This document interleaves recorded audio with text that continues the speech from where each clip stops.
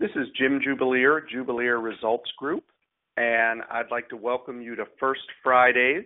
Very excited today to be presenting a topic called grit and growth. So welcome, fasten your seatbelt. We promise 27 minutes a month to break through results in the First Fridays series, and today I think will be particularly helpful. Today is all about helping you accomplish more than you ever thought possible. And I trust that that's something that you're interested in, and that's why you're on the call. Before we get started, I want to let you know next month's First Fridays is going to be all about increasing employee engagement, some of the best practices in workplace productivity. So if you're part of a company or if you work for a company that has an HR department, we'd like to have you and your managers and your HR people participating. We do tend to overestimate what we can do in the short term, but we underestimate what we can do in the long term. And that is really what our focus is. What you focus on happens. If you watch a lot of news and get caught up in all the negativity they present, you might come to the conclusion that things are falling apart. If you study positive thinking and surround yourself with positive people, you'll pull yourself up. So today is about that long-term focus that really produces breakthrough results.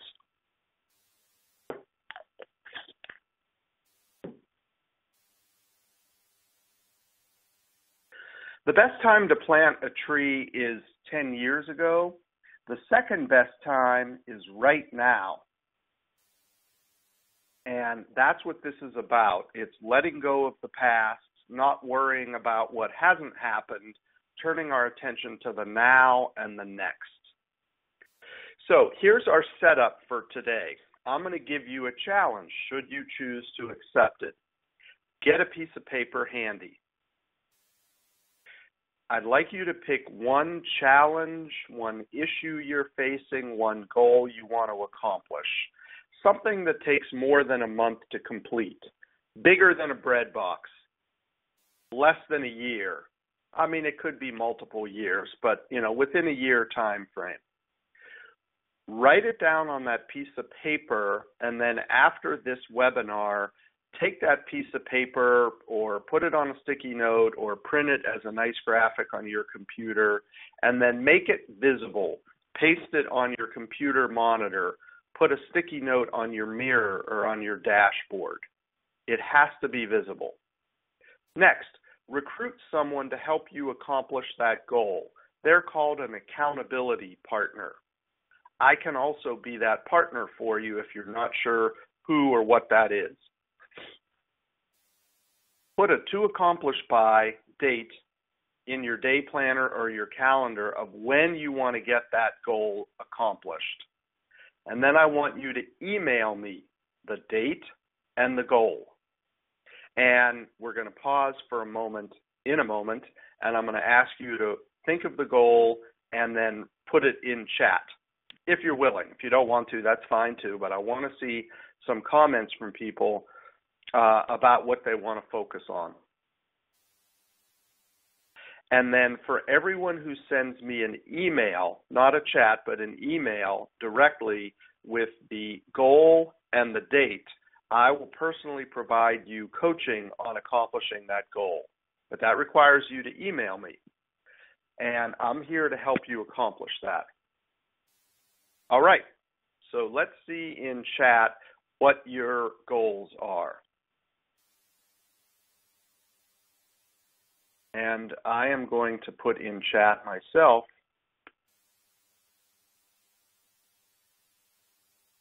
a big goal which relates to doing something like First Fridays, but on a bigger scale. I want to expand my content marketing and my content library. So take a minute, think about a challenge, an issue, or a goal. Write down what it is and by when you want to or hope to accomplish it.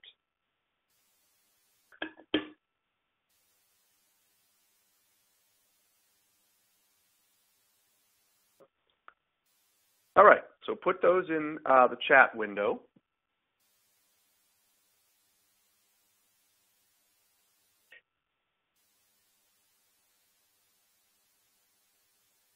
And now we'll move on. We're on the subject of grit because, as I'm going to show you in a moment, grit has been shown to be one of the best predictors of success, more so than intelligence, talent, looks, connection. Many people say, well, it's not what you know, it's who you know. Well, yeah, okay, connections matter. And some people say, I'm not smart enough, I didn't go to school. Or I'm not smart enough, I didn't go to the right school. All of those are true, but they're not the whole truth. It turns out that grit produces results. Let me explain. First of all, what is grit? Grit is basically an attitude and a mindset that consists of a willingness to be persistent even in the face of adversity. It's the sustained and passionate pursuit of goals. It's being resilient even when you have setbacks. And it's also, interestingly, this is kind of an interesting one, it's maintaining self-control even in the presence of temptations or diversions. So it's persistence, passion, resilience, and self-control.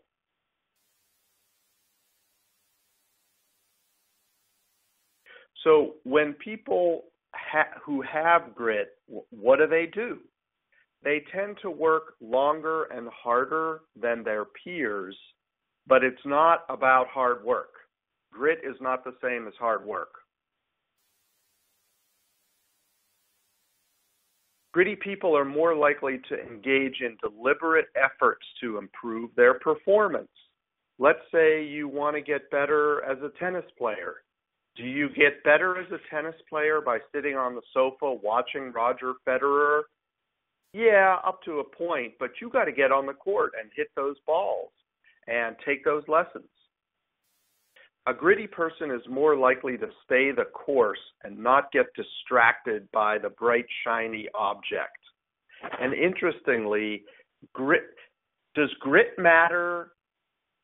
Washing the dishes, doing the laundry, getting the kids to school, getting to the office? No, not really. I mean, maybe. But grit really matters when you need to perform at your peak. I'm an executive coach in the executive education programs at the Fuqua School of Business at Duke. And as many of you know, Duke won the national championship in basketball this year. An incredibly huge accomplishment, incredibly difficult to do. They performed better in the clutch than their competitors. They may or may not have actually been better than their competitors. You know, we could debate that. But in the clutch, when the moment mattered, they rose to the occasion. And that's what gritty people do. As you know from my email, the very first words that Coach K said when they thrust the microphone in his face and the confetti was falling was,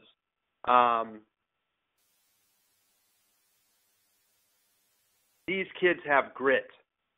So I was happy about that. I don't have any evidence that he's opening my emails, but who knows? Maybe the word got across the ether.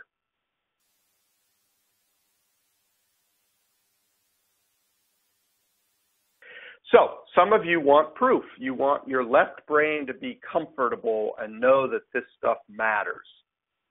There's a professor at the University of Pennsylvania named Angela Duckworth who's done a lot of the pioneering research in grit. And this data comes from her work, among others.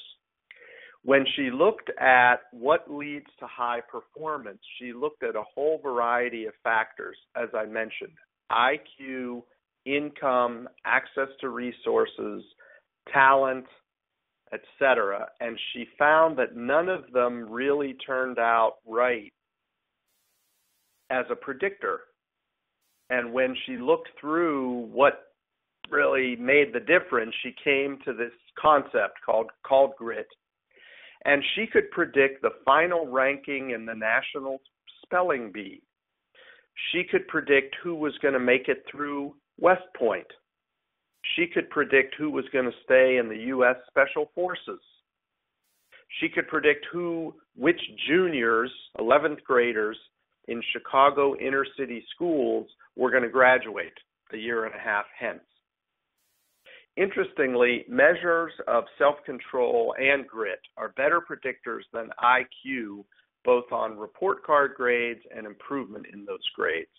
So we know this stuff is real. I'm not going to take any more time trying to convince you of that because we know it's real. Now, there's a formula for success. It goes as follows. You got to care about the goal, meaning the importance and the interest of the goal is extremely high. On this webinar, we have a professional dancer. She's passionate about dance. She'd probably do it every waking minute of the day if her body could handle it and if she could financially afford it. So she's quite passionate about making her dance company financially sustainable while traveling and touring and teaching. Another one of you wants to clean up your house and declutter and provide a beautiful environment for your home and your family.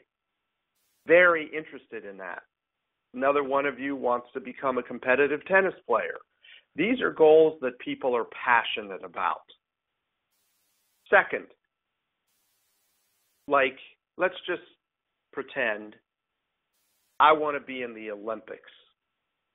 Well, what I would have to do first of all, I could never be in the Olympics, but putting that aside, what I would have to do to make it into the Olympics are ridiculous. The costs of actually attaining the goal aren't realistic to me. They're not acceptable. You have to make choices and say, I'm willing to pursue this. Third, it has some degree of reality to it, meaning the likelihood of accomplishing the goal is high. Some of you may have followed the rock climbers, the mountain climbers that finished their climb about a month ago. It was called the Dawn Wall, D-A-W-N Wall. If you haven't seen it, look it up. It's considered the single greatest mountain climb, rock climb, not climbing Everest, rock climb ever. It was sick. They climbed one of the toughest pieces of mountain with they had safety ropes, but no ropes to clip in. The likelihood of accomplishing that goal wasn't very high, but they were incredibly gritty and persistent. A beautiful case study, and if you haven't seen it, I'd be happy to give you some resources about that. So that's our secret formula. I'm just going to go back and encourage everybody who is on the call, if you could chat in and tell me what your big goal is that you want to focus on. Please put that in the chat. Now, as we consider this secret formula, I want to introduce to you the 3-2-1 rule. I'm fortunate in that I get to study from and work with very successful people.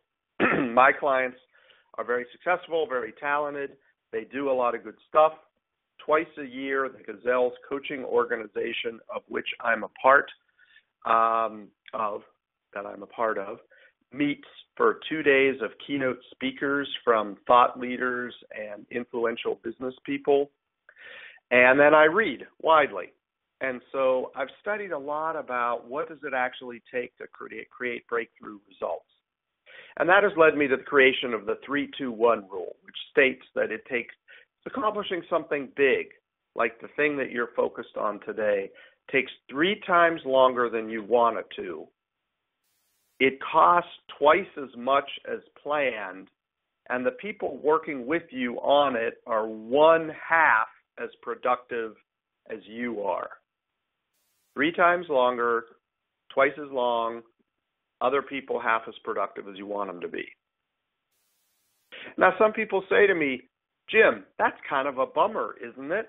And I say, au contraire. If you go into big projects with realistic expectations and the right resources in terms of time, money, effort, support, etc., your probability of success goes way up. I'm going to invite people now to chat in what they feel, how they feel about this. 3-2-1 rule. Have they seen it? Is it kind of ring true? Is it motivating or is it depressing? I work with it, and I've brought it to my clients, and they found it to be very helpful to make sure they have the adequate planning, training, resources, time, etc., to really accomplish their big goals.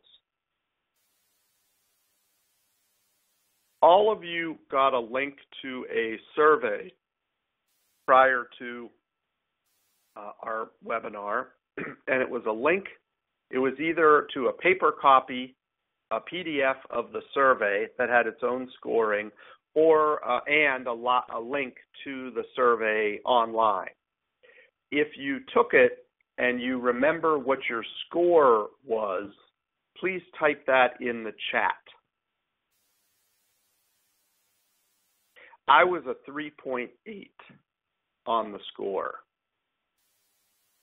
So we have some scores coming in, high 3s, low 4s, another 3.8, a 3.6.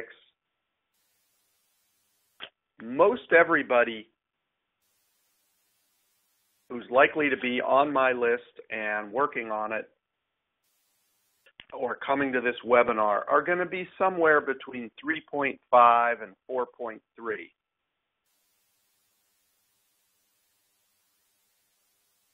So I got some emails from people saying, what does it mean?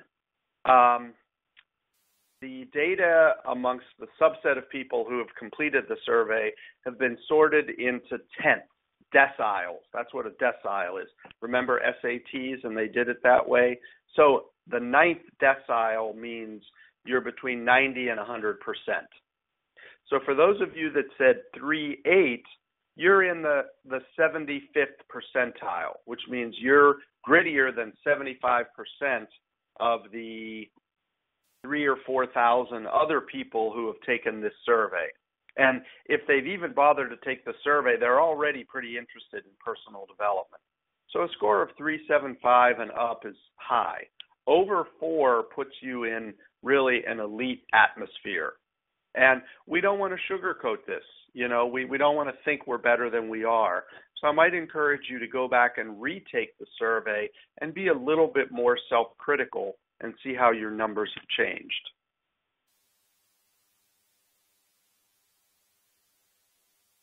The importance of grit has been so well established that the American Bar Association has taken on the use of this thinking in the training of their female lawyers.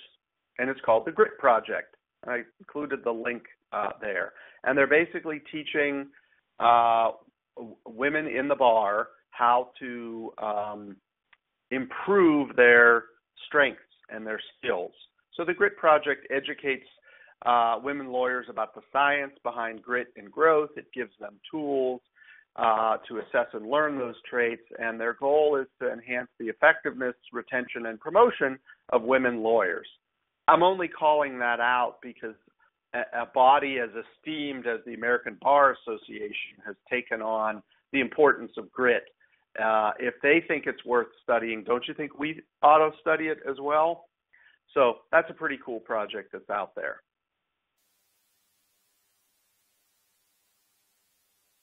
So one of the variables that influences or impacts your ability to have persistence and resilience is your mindset. It's what you say to yourself when nobody else is looking. And I have a whole bunch of other material about mindset. So if you would like help with that, I'd be happy to help you. There's two types of mindsets.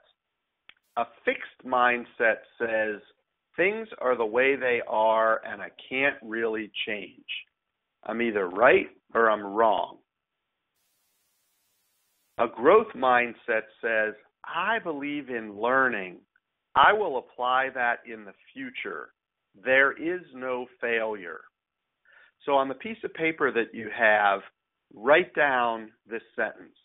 There is no failure. Now, look at your reaction to that. Is it, yeah, I believe in that? Or is it, well, no, there's failure. Look at this thing I screwed up on. Or some people are right and some people are wrong. And, a little bit more black and white. Even those of us with a growth mindset can still adopt black and white thinking.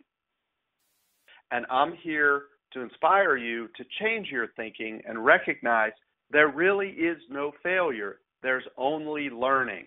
And when you adopt that kind of growth mindset, a whole huge set of opportunities open up right in front of you. So developing and cultivating that growth mindset is very, very important. I have not failed. I have just found 10,000 ways that won't work, said Thomas Edison, describing the process of how he invented the light bulb, which was an extraordinarily complicated undertaking. So that's what we mean by developing a growth mindset or a learning mindset. So it's in the slides here, but you'll get it in the follow-on email. There is a separate assessment, different than the grit assessment, to assess your growth mindset. I'm not as big a fan of this assessment as I am the grit one, but I do want to send you the resources. Just if you're interested, you can take the mindset assessment. So now let's turn to some practical, tactical ways that we can improve our grit and improve our growth mindset. The main way to do it is to work with our brain. And one of the best ways to improve our mentality is through something, it's a technology called brainwave synchronization. So let me tell you about that. It involves audio stimulation through the use of headphones. So you have headphones on, and or it can include visual stimulation with things that are kind of like goggles, sort of like ski goggles. For those of you that have followed my series, you know that I'm in a year-long training and mastermind program relating to breakthrough technologies. One of the breakthrough technologies you're going to be hearing about more and more, it's going to come on the scene very rapidly over the next few years, is what used to be called virtual reality. Some people call it augmented reality. Some people call it holographic computing. There's a whole bunch of words for it. There have been major breakthroughs in that technology recently, and the one I want to point out is a product made by Microsoft, and it's called the HoloLens, and it's a pair of lightweight, forget Google Glass. Google was just one project, and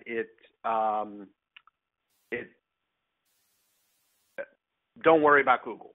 There's plenty of other people pursuing this space quite successfully. Right now, Microsoft and Samsung are two of the leaders. Facebook bought Oculus for billions of dollars, a company you never even heard of, billions of dollars, to acquire their technology. So you're going to be hearing a lot about this. And so there'll be a resurgence of visual stimulation tools. Right now, some of the best tools on the market are audio only. And what happens is they use a technology called binaural beats, which is one tone goes into your left ear and a slightly different tone goes into your right ear. And as you listen to these two tones, your brain waves change to try to adjust between the two tones, and it produces a state. Depending on the purpose of the individual tape, some are designed to create focus and real clarity. Some are designed for relaxation. Some are designed for deep states of meditation. The goal is to access lower brainwave frequencies similar to meditation, but in a reliable, controlled, and repeated way. So your use of brainwave technology over a period of a couple months or more will produce a measurable state of mind comparable to someone who has 20 years of meditation. So brainwave synchronization is what I consider to be one of the single best tools to work with creating grit and a growth mindset. Why? Because you do have a choice. The choice point in any given moment mostly happens outside of our awareness. Much of what we do is just unconscious. Viktor Frankl is a psychiatrist who lived through the Holocaust, and he spent the rest of his career studying who lived and who didn't live and why. And he's famously quoted as saying, the distance between the stimulus and the response lies the freedom. So if you get cut off in traffic and you immediately step on the gas and flip the guy a bird, that's an unconscious response versus, oh, somebody may be late to work or somebody may be on the way to the hospital. Triggers will always continue to happen. Life doesn't change. You're going to get thrust into more and more challenging situations. But your awareness is what creates that choice. And once you're able to watch yourself do it with awareness and see why and how you're reacting, it changes your reaction. So rather than saying it's just inevitable, if somebody steps on my toe, I'm going to scream. No, the kind of brain training that we're talking about actually creates physiological pathways in your nerve cells, in your nervous system, in your brain cells, as well as emotional strength that increases the kind of consciousness that you need in order to see how you respond in that choice point moment. Does that make sense? It's a really, really important point, and I want to make sure you understand it. And the brain training helps create that.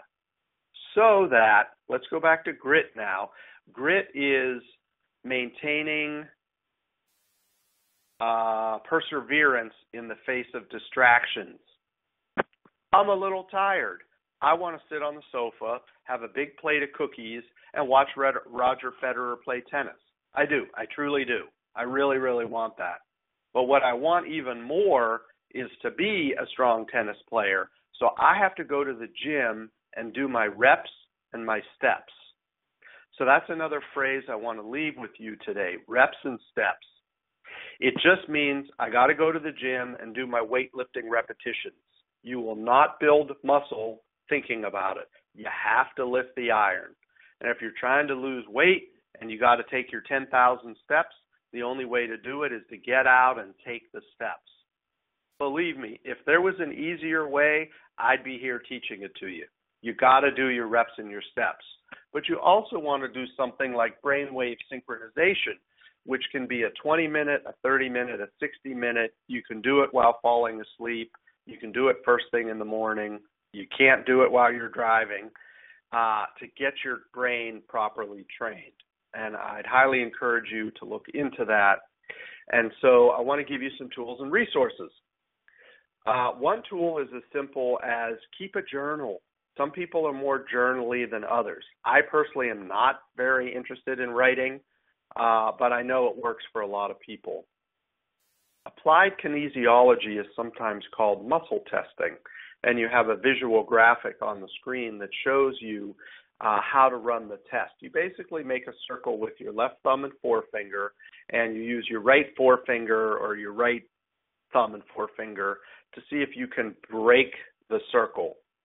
So if I say my name is Jim and I try to break the circle, I'm going to pull hard and my left hand is still going to maintain their grip, the circle.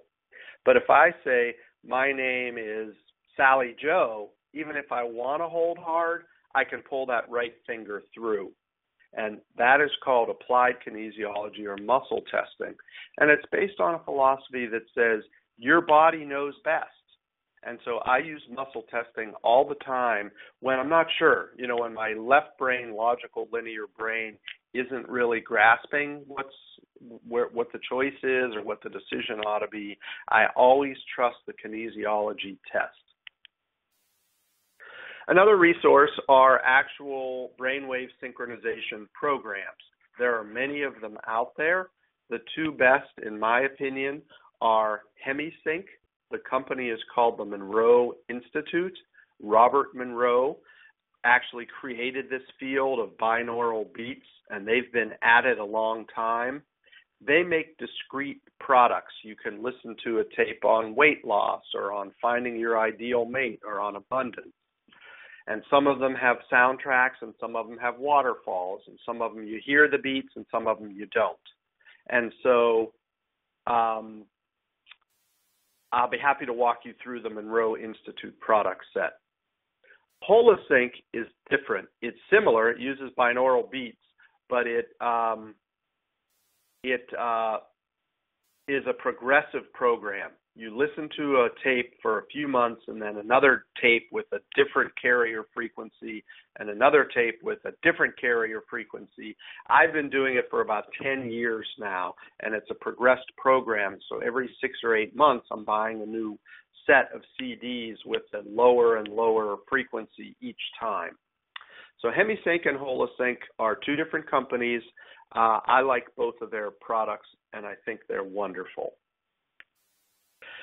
What I want to do now is just restate grit works. Grit produces results. Grit is being persistent, passionate, and resilient. And having a growth mindset is the key. There is no failure. There's only learning along the way. So I want to repeat my offer to you, which is write down your challenge or your issue, when you want to accomplish it by, email me, and we'll arrange a session to start, and then we'll see what's needed from there. But I will personally help you accomplish that goal. This is Jim Jubileer, Jubileer Results Group. This has been First Fridays, where our topic has been grit and growth, and I wish you best of luck on your success journey.